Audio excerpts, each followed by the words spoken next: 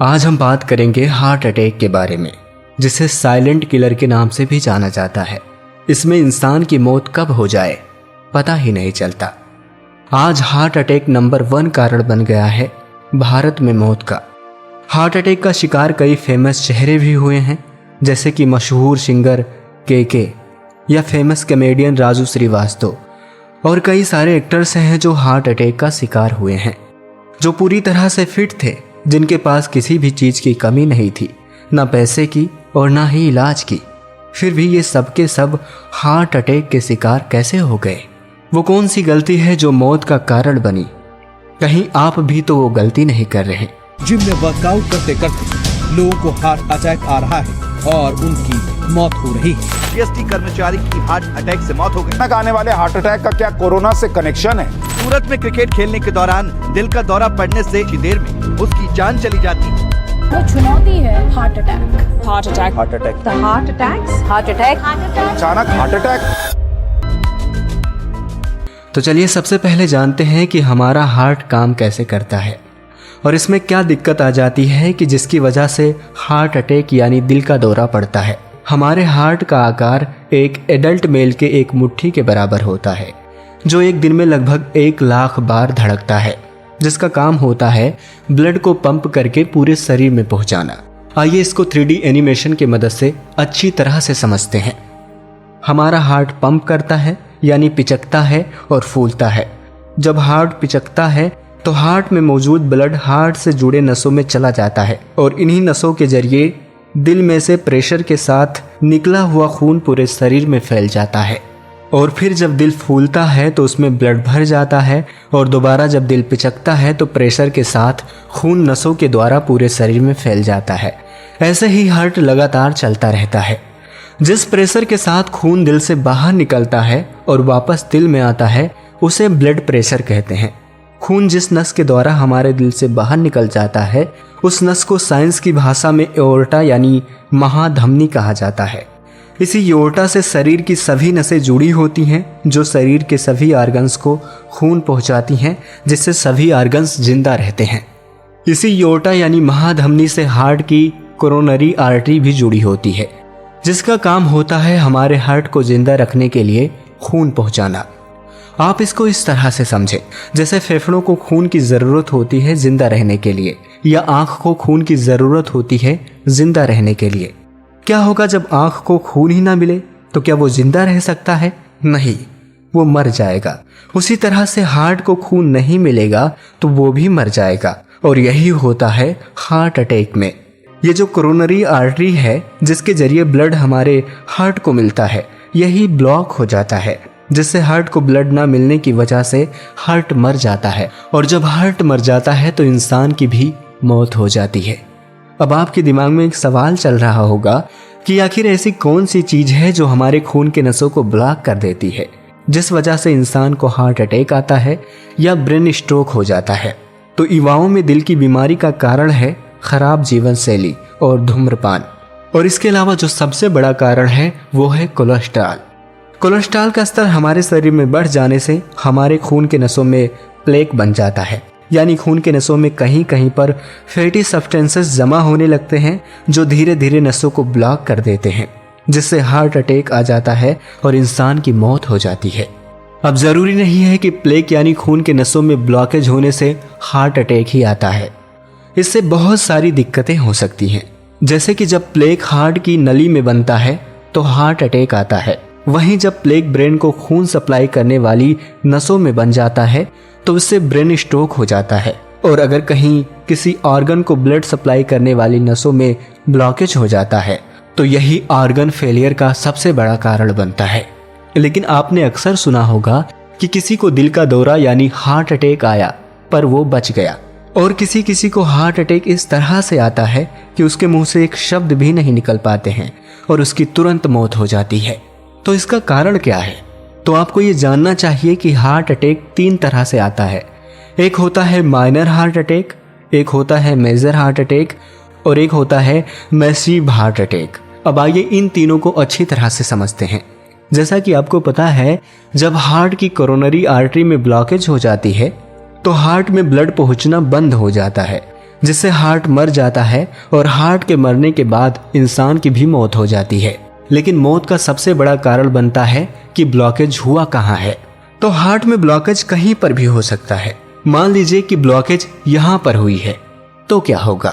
तो इससे हार्ट का पूरा हिस्सा नहीं मरेगा, हार्ट का छोटा सा हिस्सा डेड होगा और इसी को बोला जाता है माइनर हार्ट अटैक। ऐसे हार्ट अटैक अगर 5 भी आ जाएं तो मरीज की जान बच सकती है। पर यह ब्लॉकेज यहाँ ना होने के बजाय मान लिया जाए यहाँ पर हो जाए तो क्या होगा? तो फिर ये पूरा हिस्सा मर जाएगा, जिसे बोला जाता है मेजर हार्ट अटैक। और अगर ऐसा हो जाता है तो पेशेंट को हॉस्पिटल ले जाया जाता है और अगर वहाँ पर ठीक इलाज हुआ तो हो सकता है कि पेशेंट बच जाए। और अगर कहीं मरीज को ले जाने में देर हो गई या उसका ठीक तरह से इलाज नहीं हुआ तो उसकी जान चली जाएगी। और इसके बाद एक होता है मैसिव हार्ट अटैक, जब ब्लॉकेज शुरू में हो जाता है जहां से पूरे हार्ट में ब्लड सप्लाई होता है, तो ऐसे केस में इंसान की मौत हो जाती है। आपने अक्सर सुना होगा कि कोई इंसान लेटा था और लेटे लेटे ही उसकी मौत हो गई और किसी को पता भी नहीं चला। तो इस तरह का केस मैसिव हार्ट अटैक में होता है। अब आइए ये भी जान लेते हैं 3D एनिमेशन की मदद से कि माइनर या मेजर हार्ट अटैक आता है तो उसका इलाज कैसे किया जाता है। तो जब किसी पेशेंट को हार्ट अटैक आता है तो उसमें होता क्या है कि हार्ट की नसें ब्लॉक हो जाती हैं, यानी पिचक जाती हैं। इसी नस को डॉक्टर फुला देता है ताकि ब्लड पास हो सके। ऐसा करने के लिए जिस तरीके का इस्तेमाल किया जाता है उसे एंजियोग्राफी या एंजियोप्लास्टी कहा जाता है। जब पेशेंट डॉक्टर के पास जाता है तो सबसे पहले उसकी एंजियोग्राफी की जाती है, जिससे पता लगाया जाता है कि दिल के किस नस में कहां पर ब्लॉकेज हुआ है। फिर इसके बाद हाथ की नसों में एक कट लगाया जाता है या पैर के नसों में एक कैथेटर या आप इसे एक तार समझ सकते हैं, जिसे हाथ या पैर के नसों द्वारा धक्का दे देकर घुसाया जाता है, जिसे हार्ट के कोरोनरी आर्टरी तक ले जाया जाता है। जब यह तार अपनी एग्जैक्ट लोकेशन पर पहुंच जाता है तो इस तार के जरिए एक डाई यानी कलर डाला जाता है। डाई डालने के बाद हार्ट की एक्सरे इमेज निकाली जाती है, जिससे डॉक्टर को यह पता चलता है कि कौन सी नस में कहां पर ब्लॉकेज हुआ है। जब आपका डॉक्टर ये नोट कर लेता है कि किस जगह पर ब्लॉकेज हुआ है तो वो उस तार को निकाल कर दोबारा बॉडी में डालता है, पर इस बार तार के टिप पर एक बैलून रखा जाता है। जब ये तार अपनी टारगेट लोकेशन यानी ब्लॉकेज वाली जगह पर पहुंच जाता है तो तार के टिप पर लगी बैलून को फुला दिया जाता है, जिससे जो नस चिपकी होती है वो बैलून के साथ साथ फूल जाती है।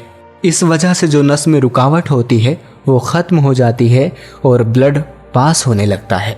इस प्रोसेस को कहा जाता है बैलून एंजियोप्लास्टी। लेकिन कुछ लोगों में बैलून के ऊपर एक वायर मेश को रखकर फुला दिया जाता है, जिसे स्टेंट या छल्ला कहा जाता है, और इस तरह से नसों में बने ब्लॉकेज को खत्म कर दिया जाता है। अब हो सकता है कि आपके दिमाग में एक सवाल चल रहा हो कि ब्लॉकेज बनता किससे है और क्यों बनता है, और हमें ऐसा क्या करना चाहिए जिससे हार्ट अटैक से बचा जा सके। तो ब्लॉकेज बनने के 2 मेन कारण हैं, ट्राइग्लिसराइड और कोलेस्ट्रॉल। इन दोनों की वजह से अधिकतर ब्लॉकेज होते हैं। अगर आप चाहते हैं कि दिल के नसों में ब्लॉकेज ना बने तो इन दोनों को खाने में बंद करना चाहिए। कोलेस्ट्रॉल आपको एनिमल्स प्रोडक्ट से मिलता है। जब आप चर्बी वाला खाना खाते हैं जैसे मांस, मछली, अंडा या फिर घी, मक्खन या दूध की मलाई, अगर आप इसे खाते हैं तो ये आपके शरीर में कोलेस्ट्रॉल लेवल को बढ़ा देता है, जिससे आपके शरीर में ब्लॉकेज बनते हैं। और दूसरा ब्लॉकेज बनने का कारण है ट्राइग्लिसराइड।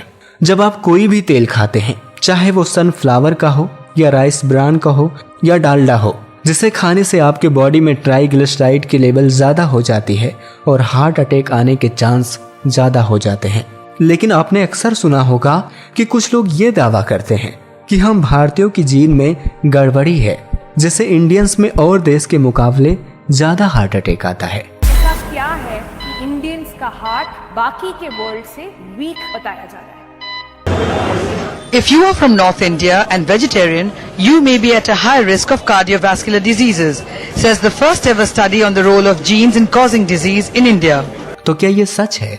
पर यह बात सोचने वाली है कि ये वही इंडिया है जहां पर लोग 100 से 150 साल तक जीते थे।